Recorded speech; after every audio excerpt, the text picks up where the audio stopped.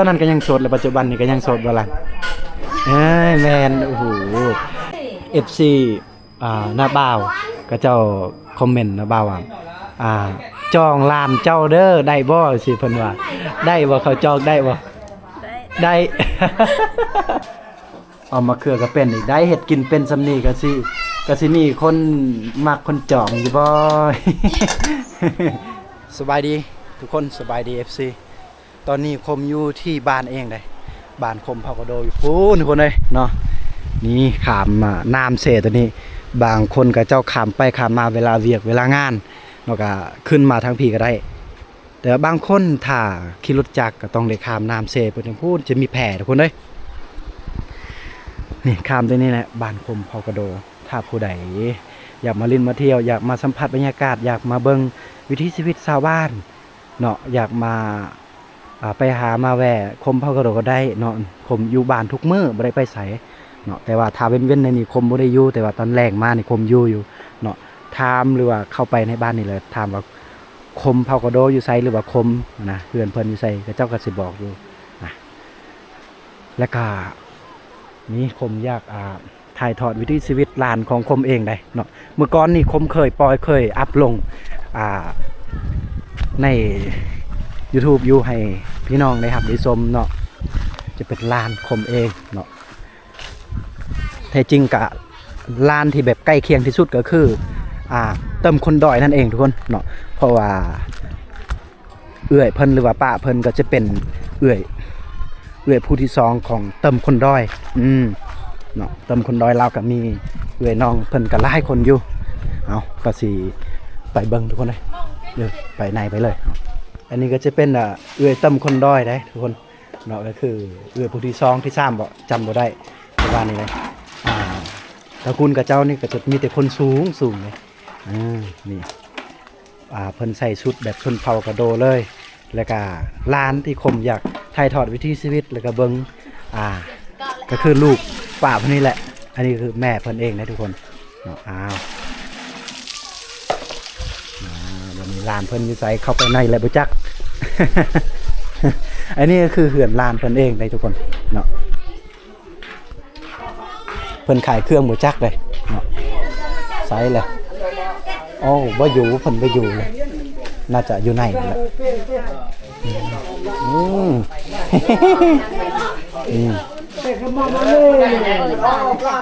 มึงตาหนังใส่สุดเลยได้อันนี้คือลานคมเองเลยทุกคนถ้าทุกคนจำชื่อคมเคยปล่อยคลิปเพิ่นเนาะตัวนี้แหละคลิปตัวนี้แหละทุกคนกับเพชรลานตัวนี้แหละเจ้าจะเพชรยังเอามึงบุตะอย่าบุตะพูดไหม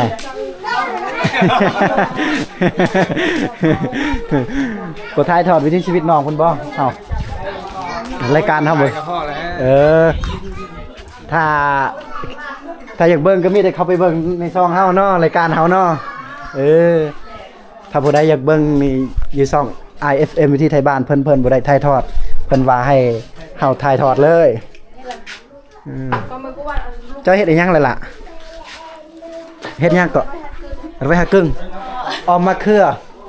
โอ้ออมมะเขือก็เป็นอีกออมมะเขือก็เป็นอีกได้เฮ็ดกินเป็นสำนีก็สิมีคนมักคนจองอยู่บ่ เป็นแต่แผงร้านคมเองเด้อทุกคนเนาะเฮาเป็นกันเองเลยบ่ได้อายบ่ได้เคินว้าววาสนาบ่ได้เด้ FC เจ้าก็สิมีส่วนอยู่บ่ว่ามักถึกใจ FCI อยู่บ่ว่านี่แหละชุดนี่จะเป็นชุดชนเผ่าบ่น่ะบ่แม่นเนาะเฮาคือเป็นน่าจะเป็นชุดชนเผ่าล่ะชนเผ่ากระโดดสนใจเลยเอกลักษณ์ชนเผ่าเลยเหมาะกับรักกินอาหารนี่ตัวใดแล้วเอามาเครือนี่เอาเปิดเบิ่งเป็นอะไรหน้าตาน่ากินอยู่บ่โอ้โหคนเลยมาเด้อเอามาเครือเด้อสีมือน้องเอิ้น FC ตี้ล่ะเอาล่ะเอิ้นเขาแน่อย่าตะกางแฮลังอย่าโรงไอดีจาลังอย่าจะโดยชื่อในใดก็งีบชื่อน้องงีบชื่องีบหรือว่าน้องโหก็ได้หรือว่าน้องงีบก็ได้เอาเพิ่นว่า ถึกอายควันตัวนี้ออกไปแล้วคุณ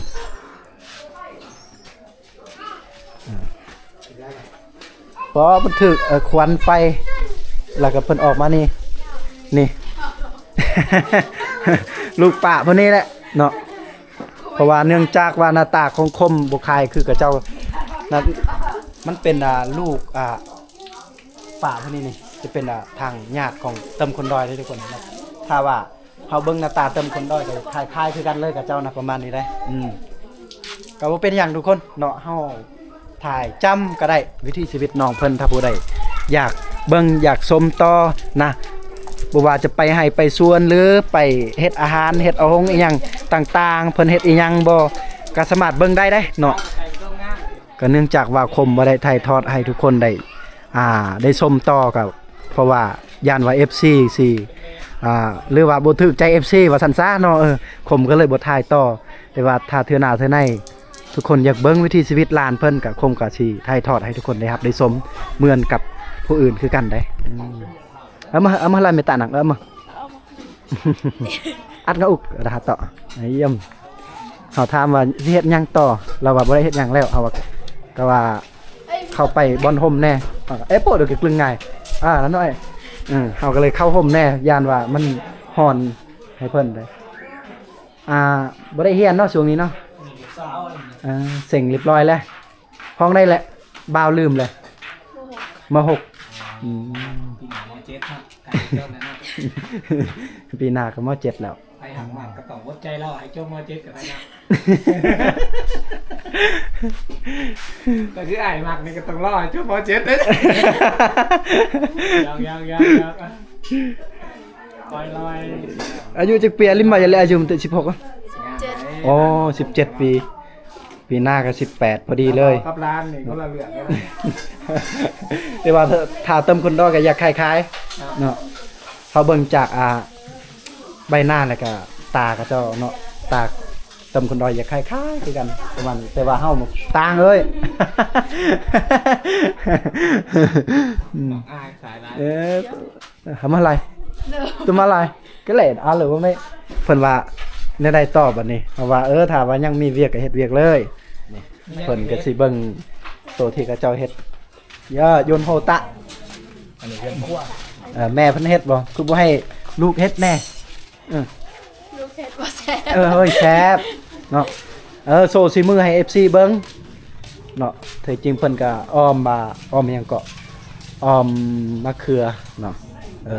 เป็นที่เรียบร้อยแล้วบนนี้เป็นคนหลายทุกคนเนาะก็เลยเขาไปหานไปรีวิวหานหลานเธอนี่หลานน้องเพิ่นเนาะหรือว่าอาหารไข่เครื่องก็สิมีหลายอย่างเพิ่นขายได้ทุกคนเด้ถ้าผู้ใดไกลไปไกลมากเขตกลุ่ม3ก็สามารถแวะซื้อแวะอุดหนุนเพิ่นแน่นะเพิ่นก็สิอยู่บ้านดอกช่วงนี้เพราะว่าเนื่องจากว่าเขาเจ้าเซ็งไปที่เรียบร้อยผู้ใดอยากกินแนวเย็นก็สิมีเพิ่นขายอยู่ได้เนาะบ่ว่าจะเป็นซุปเปอร์ฮอตเขตเฮากับเจ้านิยมสุดก็คือเครื่องน้ำหวานตัวนี้ทุกคนเนาะซุปเปอร์ฮอตรายการกระทินแดงหลายสิ่งหลายอย่างเนาะก็สามารถมานั่งกินแล้วก็พักผ่อนอยู่บ้านเพิ่นได้ทุกคนนี่ครบจบอยู่เพิ่นขายนะประมาณนี้เลยทางนี้ก็จะเป็นห้องลานเพิ่นได้เป็นการส่วนโตเขาซะเนาะเพิ่นก็เฝ้าเฮือนเลยเฝ้าห้านเลยประมาณนี้พ่อเพิ่นแล้วก็แม่เพิ่นก็บ่ค่อยสู้ขายเพิ่นเลยดอกเนาะบ่ขายเพิ่นได้ดอกอันนี้ก็จะเป็นน้องสะไพหรือว่าน้องไผ่นั่นเองนี่น้องไผ่คม ไปใส่อีกเอามาละไม่แตะไงเอาถามว่าเจ้าค่ายยังให้เขาเราบ่ได้ค่ายยัง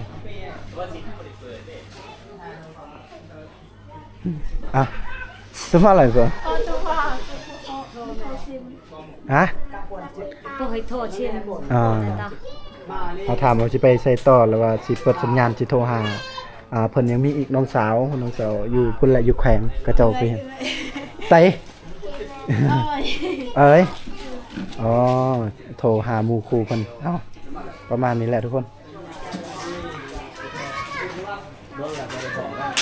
เพราะว่าเพิ่นก็รอท่าหรือว่าเบิ่งนั่นน่ะแขกคนมาซื้อเครื่องมาซื้ออิหยังหลายอย่างเด้ตอนนี้ขนมก็มีได้เราก็ถามว่าเพิ่นเอาอยู่ไสหานตัวนี้ก็เอามาแต่เวียดนั่นแหละเนาะถ้าผู้ใดไปเวียดหรือว่าผู้ใดเบิ่งคลิปคมไปเวียดก็สิฮู้ว่าหานที่เขามักซื้อบ่นั่นแหละ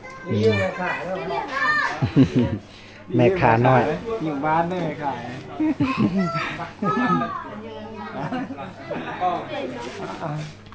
อันนี้จองว่างๆขายเครื่องซอยแม่นะดูงานได้หนองเป็นน้องยิบสาวผักกระโดดเลย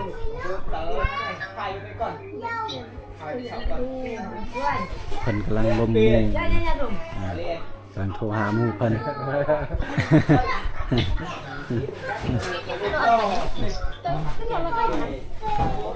ใส่น้องไม่จ่อนึงหยด ใส่สุดล่าแล้วหนึ่งนะสงสัยสิเด็กเป็นไผ่ล่าวะ แม่ไม่จ่อดู โอ้สุดพุทธสุดลาวลุ่มบ่ของเนาะ แม่นหรอแม่นหรอ สุดเล่าจ่อดูหาน้องหยด ก็เจ้าน่าจะไปตัดอยู่เมืองน่ะสุดอยู่เวียดถ้าอยู่เวียดก็จะเป็นสุดชนเผ่ากระโดแบบลายแบบ แต่ว่าประโยคเนาะประโยค แม่น แล้วนี่นะ ก็พอได้มีลูกค้ามาบ้าตึงอุกเลยบะพอได้มีลูกค้ามาซื้ออยู่เลยเพราะว่าเขตใกล้ๆมีกับมีแต่อาหารเพิ่นขาย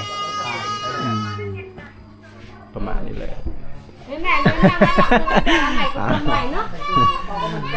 ตั้งแต่บ้าวเคยถ่ายทอดวิถีชีวิตเจ้าโดนตะกี้จื้อเนาะตอนงานดองเขาเนาะเฮาก็ได้ถ่ายร้านอยู่แล้วก็มีคนเบิ่งไลฟ์ UFC ของร้านก็ติดตามอยู่บ้านนี้ตอนนั้นก็ตอนนั้นก็ยังโสดและปัจจุบันนี้ก็ยังโสดบ่ล่ะแม่นโอ้โหเอาคอยเฮียนก่อนเนาะเฮียนจบหรือว่าเป็นอะไรจึงว่ากัน17 ปีจะอยู่ทางฝั่งไทยหรือว่าอยู่ตัวเมืองใหญ่ก็ยังเป็นเด็กเนาะ17 ปีแต่ว่าถ้าว่าอยู่ชนบทเฮานี่ก็บ่เด็กแล้วเนาะบางทีก็เจ้าก็สร้างครอบสร้างครัวได้แต่ว่าบ่าวแนะนำก็บ่ฟ้าวบ่ฟ้าวสร้างครอบครัวให้เรียนจบไปก่อนเนาะเฮาอย่าฟ้าวได้จังได๋จะว่าร้านที่ช้างแล้ว บ่ฟ้าว มันไว้บ่ได้วะ พอดีไอ้เกโตยก็เลยยอกว่าถ้ามี FC มักฮักกับมันก่อนก็ได้บ่ คันไงเองนี่มันเอาไว้แล้วเด้อเลยแต่อายแล้ว วีFC หน้าบ่าวก็เจ้าคอมเมนต์หน้าบ่าวว่าจองลานเจ้าเด้อได้บ่สิเพิ่นว่าได้บ่เขาจองได้บ่ได้ ได้เลยทุกคนอันนี้จะเป็นคำตอบจากลานเพิ่นเองนะ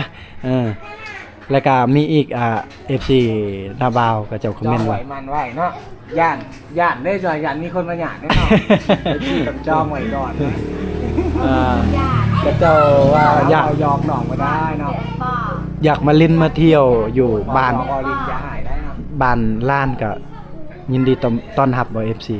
บ่ว่าจะเป็นทางลาวเฮาเองแล้วก็ชนเผ่าเฮาเองแล้วก็ทางฝั่งไทยหรือว่าเวียดนามก็เจ้าอยากมาลิ้นนะมาเที่ยวอยู่บ้านน้องก็ยินดีต้อนรับได้บ่ยินดีต้อนรับเสมอก็อยู่ในใจเสมอฮู้บ่ เฮาหยอกลายบ่ได้เด้อทุกคนเพราะว่ามันเป็นลานเนาะเว้าแนวอื่นบ่ได้แต่ว่าเฮาต้องเว้าสุภาพให้ลานอันนี้จะเป็นเพิ่นกำลังโทรเอื้อยเพิ่นจะเป็นเอื้อยลูกของป้าวันนี้จะเป็นพี่น้องเขาหมดวันนี้ก็เจ้ามาลินอยู่นี่แล้วก็นั่งพักผ่อนจะเป็นตอนเว้นๆได้พ่อแม่เพิ่นกำลังเฮ็ดอยู่ครัวกินเนาะออมมะเขือกับอีหยังก็ปลาดุกบ่เมื่อกี้ปลาจีนออมมะเขือละล่ะฝีมือน้องเพิ่นเลยหลานเพิ่นเลยนะทุกคนเอาวันนี้เจ้ามียังมีน้องสาวบ่จักคนน้องสาวจ้ะ1 คนยังเป็นแสกเป็นสาวเนาะเพิ่นยังเฮียนเนาะตอนนี้เนาะหลานเพิ่นก็ยังมีน้องสาวอยู่ได้ทุกคนน้องสาวเพิ่นก็งามได้งามคือเพิ่นได้ วันนี้น้องชายก็ยังหลายเนาะ2คนบ่ทั้งหมดไอ้น้องเตยจักคน3คน4คน3คนเนาะ4กับเจ้าเลยประมาณนี้พอดีเลยทุกคนลานคมเองเด้อเว้าย้ำไปเรื่อยๆได้ จังได๋ทุกคนว่าเก่งใจเนาะก็บ่เป็นหยังทุกคนสมัครทักหาหรือว่าร่วมกันได้หยังได้ก็ลินเฟซอีหยังอยู่บ่เนาะลินประมาณนี้เลยเอาถ้าผู้ใดอยากได้เพจล้านเพิ่นก็ทักหาคมพอกโดเนาะทักเป็นการส่วนตัวก็ได้เด้อทุกคนเด้อพูดคุยร่วมกันได้เด้อทุกคนถ้าผู้ใดอยากมาเล่นมาเที่ยวอยากมาสัมผัสบรรยากาศ